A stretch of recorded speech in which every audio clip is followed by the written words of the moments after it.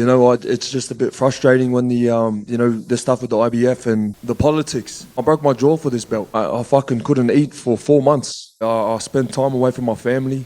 I missed my nan's funeral. She was they don't see the sacrifices we've got to make for this shit. Jai Opetaia absolutely dominates Brandon Glanton in 12 rounds to become the first ever Zuffa champion. However, Opetaia may have done more harm than good to his career. So before we talk about what this belt means for Opetaia and how it is going to affect his fight going forward, we need to talk about the performance. That was a very good performance from Opetaia.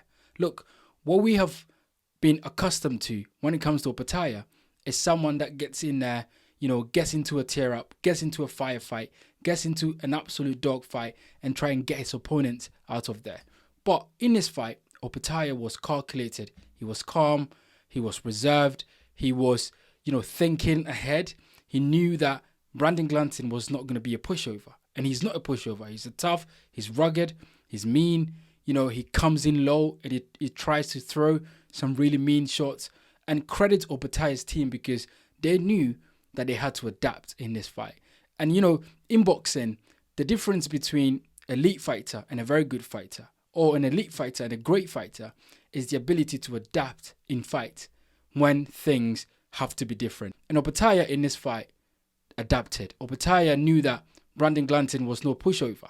So he was going to go in there and he was going to do a job on Brandon Glanton, but he had to make sure that Glanton did not get a lot of opportunities to throw his big shots. And Glanton landed a number of big shots himself. What was really impressive about Opetaia's performance is the fact that he didn't rush his work. We've seen Opetaia get too emotional, he gets too involved, he makes mistakes, and his opponents capitalize on that mistake. But in this fight, he was much calmer, he was much more calculated, he knew what he was doing, he knew that he had to break Brandon Glanton down and he had to get the victory. Why rush into getting a knockout and putting yourself in danger? Because in boxing, you cannot knock everyone out. Sometimes you have to beat someone on point. Sometimes you have to, take your chances when they come.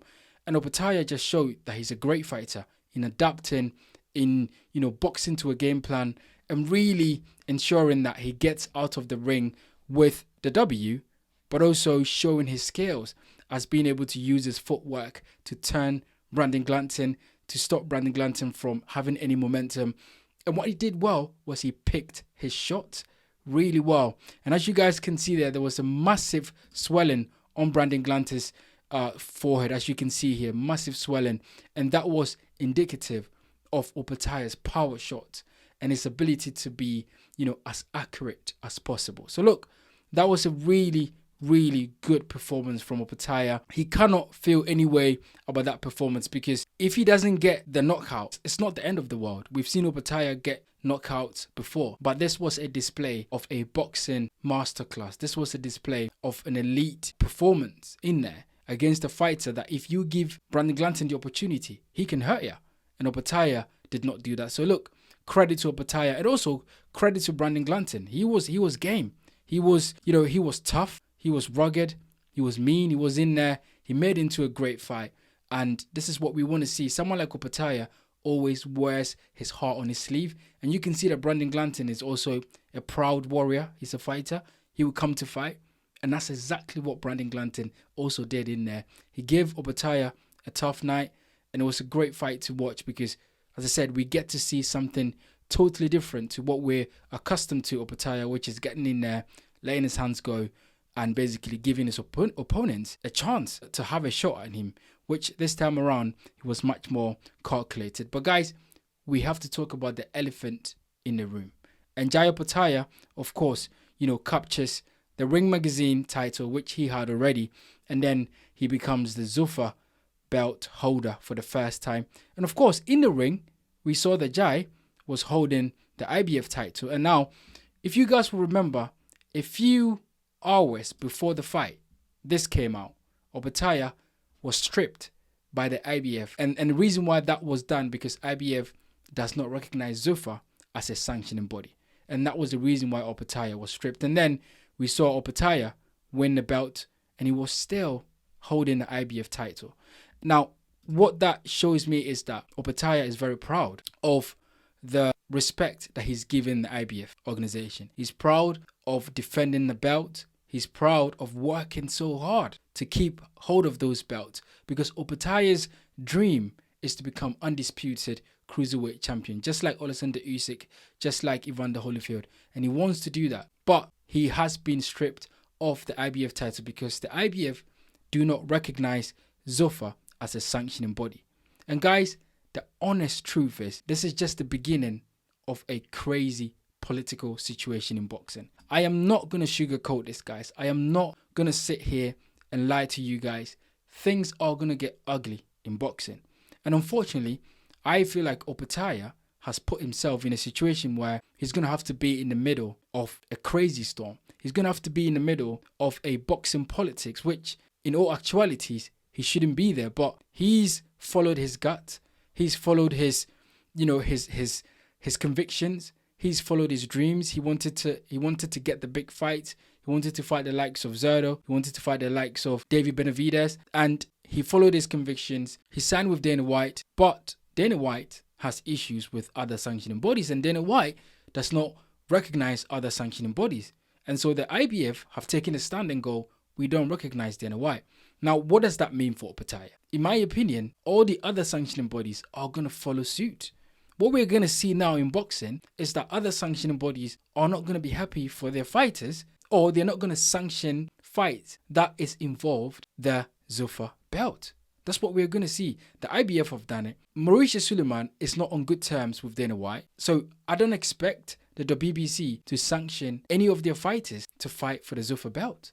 We're going to see this in boxing. This is going to happen. So who is Opetaia going to fight next? Zerdo Ramirez has the other belt. He's fighting David Benavidez. If David Benavidez wins that belt, I'm sure that David Benavidez will fight Opetaia. However, I don't think all the sanctioning bodies are going to sanction that fight. So how is Opetaia going to get the next opportunity? How is he going to become the undisputed cruiserweight champion when he's in a position where he doesn't get the opportunity to fight for the other belts?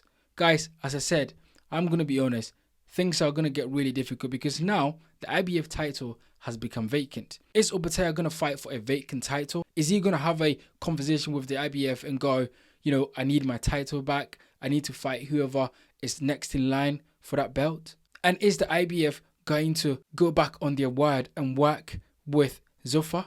Is the WBO going to go, yes, we're going to sanction a fight with Zuffa belt? Is the WBC going to do the same thing? I don't think so, because Dana White himself does not recognize other sanctioning bodies. So look, maybe the Zuffa belt will have more weight and will have more respect in boxing, but I don't see that happening anytime soon. I think maybe over the years, they will make their claim, they will have a strong hold in boxing, but for now, what I can see is that a lot of the sanctioning bodies are gonna prevent their fighters from taking any fights where the Zuffa belt is involved. And to be honest, I don't see what Opetaia does next, because I don't think that any of the fighters as well will leave their belts on the side to say, I'm going to fight for the Zuffa belt. Because as I said, so far at this moment, not many people respect or not many people have accepted the Zuffa belt. So guys, I think Opetaia has put himself in a position where it is really difficult to become undisputed. Look, I think he's the best cruiserweight in the division right now. Absolutely. And I think a lot of people do. But of course, someone like Usyk and Evander Holyfield both won all the belts together. And Opetaia wants to do the same. He wants to hold all the belts together. So there have to be conversations between Opetaia, Dana White, and all the other sanctioning bodies to make sure that they can come together and make this work. Because otherwise, I don't see how Opetaia can become undisputed cruiserweight champion of the world with this much politics in the sport.